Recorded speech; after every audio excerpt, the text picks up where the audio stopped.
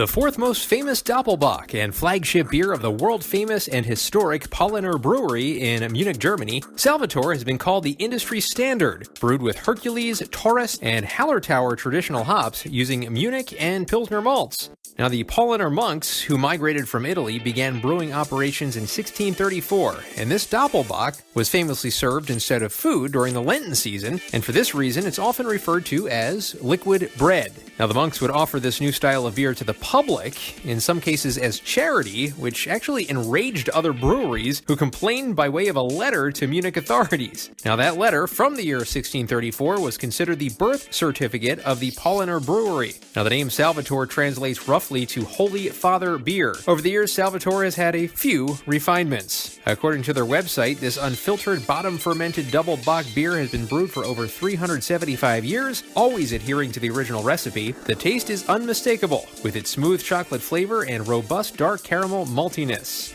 It's brewed with water, malted barley, yeast, and hops. As I mentioned, they use Hercules and Hallertauer tradition hops. Malt varieties are Pilsner malt, light barley malt, Munich malt, which is a dark barley malt, and it comes into us at 7.9% ABV. As for food pairings, well, a lot of Mexican food actually goes well with this Doppelbock, including Cajun jambalaya or stuffed jalapenos. I have not yet reviewed this beer.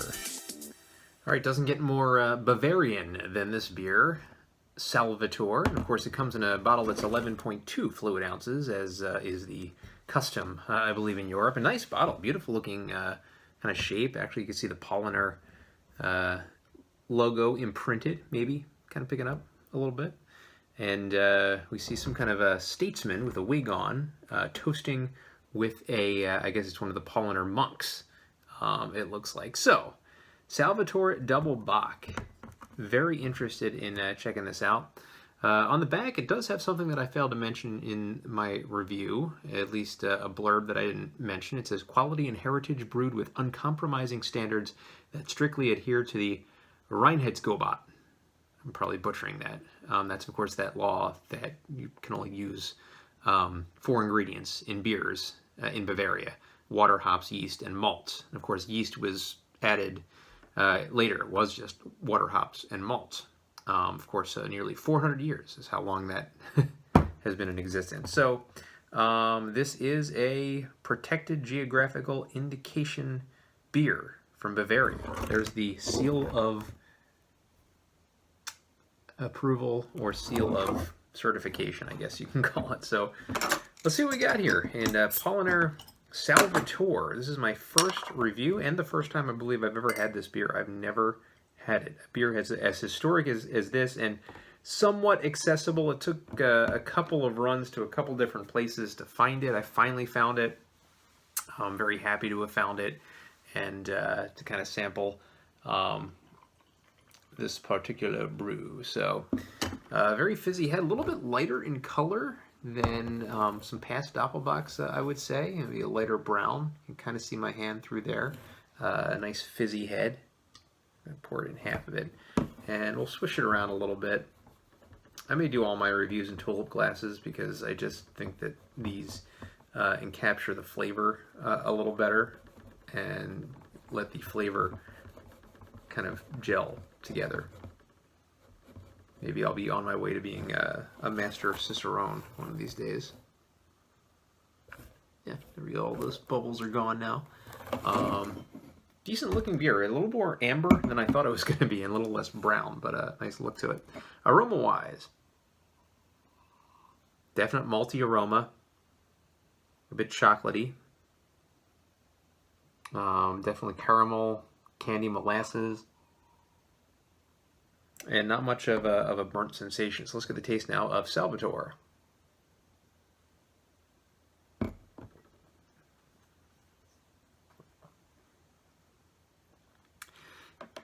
Right off the bat, tasting a lot of maltiness and just really kind of a little bit of a toastiness in the back of the throat, but it does have an alcohol sensation too. This is 7.9%, so it's on the higher end, I guess, of a Doppelbock, your normal Doppelbock.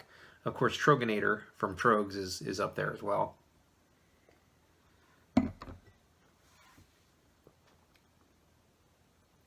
Really just a wonderful mix of all the ingredients.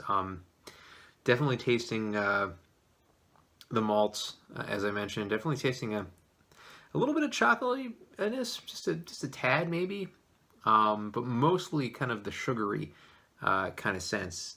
But really just wonderful how it mingles together. And I'm sure it's brewed in these gigantic vats, these uncovered vats that they have at these older breweries in Bavaria, which one of these days I want to get out there.